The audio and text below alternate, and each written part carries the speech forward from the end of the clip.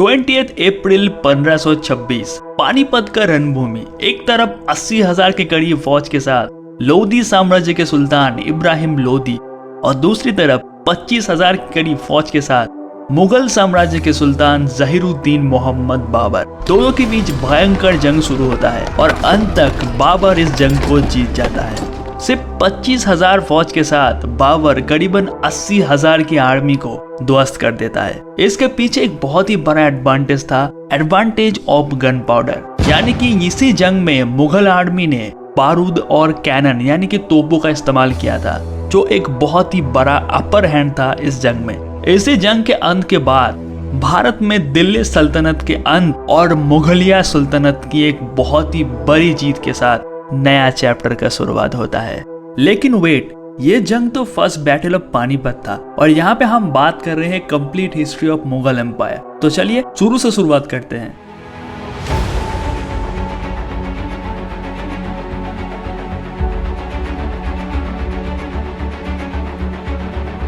(1494) फरगना के सुल्तान उमर शेख मिर्जा की मौत एक्सीडेंटली हो जाता है उनके ही फोर्ट से गिर जाने की वजह से।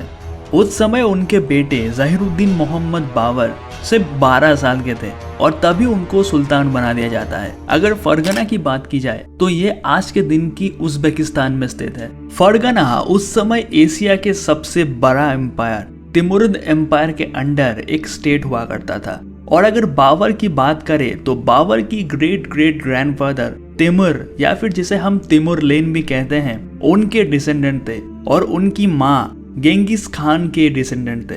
बेसिकली मुगलों को तिमुर या फिर जिसे हम तिमुरलेन भी कहते हैं और गेंगिस खान, इन दोनों का मिक्स ब्लड कहा जाता है। तो उमर शेख मिर्जा के मौत के बाद सिर्फ 12 साल की उम्र में बाबर को फरगना के तख्त में बैठाया जाता है। तभी इसी चीज का फायदा उठा के आसपास के जितने भी कबीले थे, तख्ता पलट करने का एक मनसा बढ़ने लगा था। इन्हीं रेबेलियंस ग्रुप में एक नाम बहुत ही ज्यादा इम्पोर्टेंट है, मोहम्मद शबानी खान। अगले 2 साल तक शबानी खान असली मौके के इंतजार में रहते हैं फरगना में हमला करने के लिए और फाइनली उनको ये मौका मिलता है 1496 में, जब बाबर समरकंद कैप्चर करने के लिए मार्च करते हैं। और इसी वक्त बाबर की गैर मौजूदगी में शबानी खान फरगना के तख्त पलट कर देते हैं और इधर बाबर समरकंद को कैप्चर करते हैं। लेकिन जब उनको ये पता चलता है कि उनके पीठ पीछे शबानी खान ने फरगना को कैप्चर कर लिया, तो वो वापस फरगना को रिक्लेम करने के लिए आगे बढ़ते हैं। लेकिन शबानी खान के हाथों उनको बहुत ही बुरी तरीके से हराया जाता है और जब वो फिर से समरकंद की तरफ बढ़ते हैं तो उनको ये भी पता चलता है कि समरकंद भी उनके हाथों से निकल चुका है।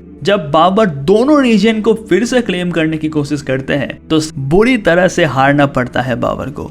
इसी के चलते बाबर को कुछ साल रिफ्यूजीज की तरह रहना पड़ा।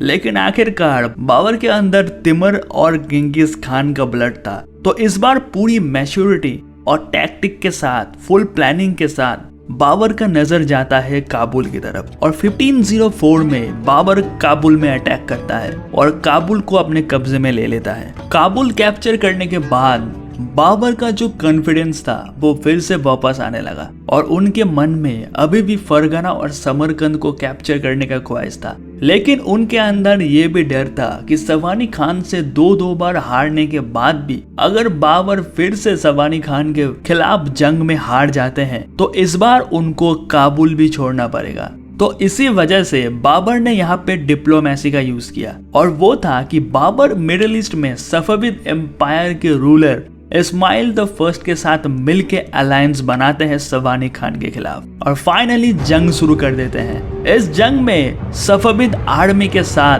बाबर आसानी से शबानी खान को हरा देता है और फरगना, समरकंद और काबुल फिर से बाबर के अंडर आ जाता है। इस जंग के खत्म होने की कुछ दिन बाद इस्माइल द फर्स्ट ने बाबर को एक एग्रीमेंट भेजा। इस एग्रीमेंट के अकॉर्डिंग बाबर सफविद एम्पायर के अंडर एक पपेट रूलर बन के इसी रीजन में राज करेगा। यह चीज नेचुरली बाबर को बिल्कुल भी पसंद नहीं आया। लेकिन यहाँ पे बाबर भी बेबस थे क्योंकि उनके पास जो आर्मी था वो भी इतनी बड़ी नहीं थी कि सफविद एम्पायर को चैलेंज कर सके। अब ऐसा भी नहीं कि बाबर ने कोई कोशिश नहीं की थी, बल्कि उन्होंने ऑटोमन एम्पायर के साथ दोस्ती करने की भी कोशिश की थी। ताकि वो ऑटोमन्स की मदद से सफविदों को हरा के अल्टीमेटली कुछ फायदा निकाल सके। लेकिन ये भी नहीं हुआ, क्योंकि तब ऑटोमन्स और सफविद एम्पायर्स एक दूसरे के साथ अलायंस में थे और ऑटोमन्स ने बाबर के साथ कोई भी डिप्लोमेटिक रिलेशंस ही नहीं रखे थे। तो इसी के चलते बाबर को ये लगा कि ऑटोमन्स भी उनके साथ नहीं देंगे और उनको ये भी डर था कि कभी ना कभी सफविद और ऑटोमन्स मिलके इसी रीजन में बाबर के खिलाफ जंग कर सकते हैं। तो इसी वजह से बाबर को फिर से ये रीजन छोड़ के जाना पड़ा और इस बार बाबर का नजर गया साउथ एशिया की तरफ, क्योंकि पंजाब में जो चेनाब नदी है उसके नॉर्थ में जितना भी एरिया था वो तिमरलेन का समय तिमुरिद एम्पायर के अंडर था। लेकिन तिमर के मरने के बाद ये एरिया तिमुरिद एम्पायर के हाथों से चला गया। तो बाबर का मेन मकसद था ये वाला एरिया फिर से क्लेम करना, क्योंकि ये एरिया एक टाइम में तिमुरिद एम्पायर के अंडर आता था।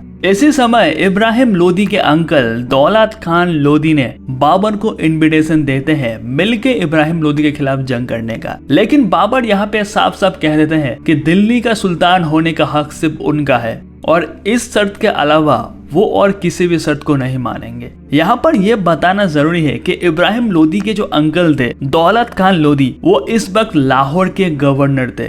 1524 में बाबर लाहौर पहुंचते हैं और लाहौर पहुंचने के बाद उनको पता चलता है कि दौलत खान लोदी ने उनके साथ धोखा किया और जाके बाबर के खिलाफ भी खड़े हुए। इसी वजह से लाहौर में बाबर और दौलत खान लोदी के बीच लड़ाई शुरू हुआ। इस जंग को जीतता है बाबर और अल्टीमेटली वो दौलत खान लोदी को भी माफ कर देते हैं। इस समय पूरे लाहौर और पंजाब बाबर के कब्जे में आ गया और इसके बाद बाबर आगे बढ़ते हैं दिल्ली की तरफ और 20 अप्रैल 1526 में पानीपत में बैटल ऑफ पानीपत लड़ा जाता है, जिसकी बात मैंने वीडियो की शुरुआत में की थी।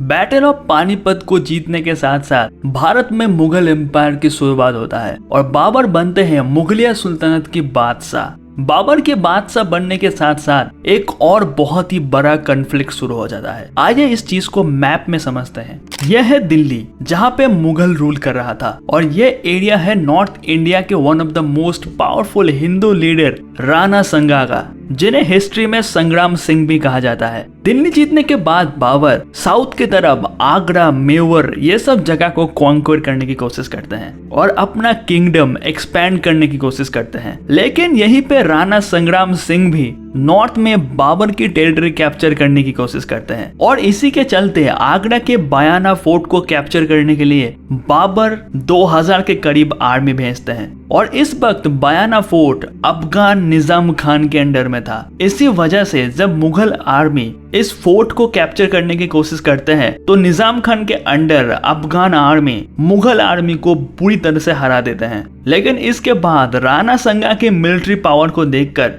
अफगान्स भी इस जंग में मुगल एम्पायर के साथ देता है। करीबन 50,000 फौज के साथ राणा संगा की आर्मी धीरे धीरे बयाना फोर्ट की तरफ बढ़ते हैं और आसानी से बयाना फोर्ट को कैप्चर भी कर लेते हैं। बहुत सारे अफगान लीडर्स को मार दिया जाता है और कुछ अफगान लीडर्स वहां से भाग भी जाते हैं और कुछ इसी तरह से एक तरफा जंग में राणा संग्राम सिंह इस जंग को जीत लेते हैं।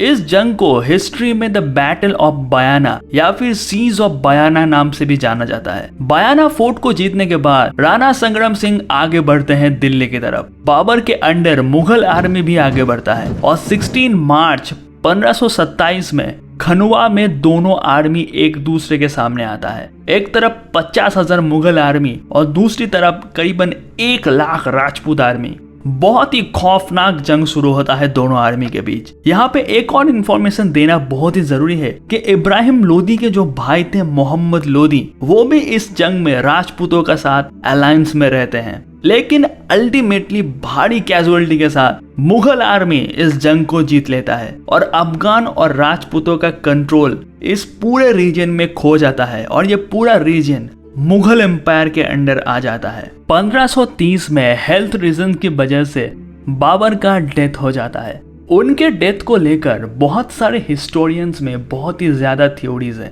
कुछ थ्योरीज के माने तो उन्होंने सुसाइड किया था, कुछ थ्योरीज के माने तो उनको पॉइजन किया गया था। लेकिन आज तक क्लियर नहीं है कि बाबर की मौत एक्चुअली किस वजह से हुआ था। बाबर की मौत के बाद उनके बड़े बेटे हुमायूं बनते हैं मुगल सुल्तान 1531 में और तभी से लेकर करीबन 300 साल तक भारत में मुगलियत सल्तनत का राज बना रहा।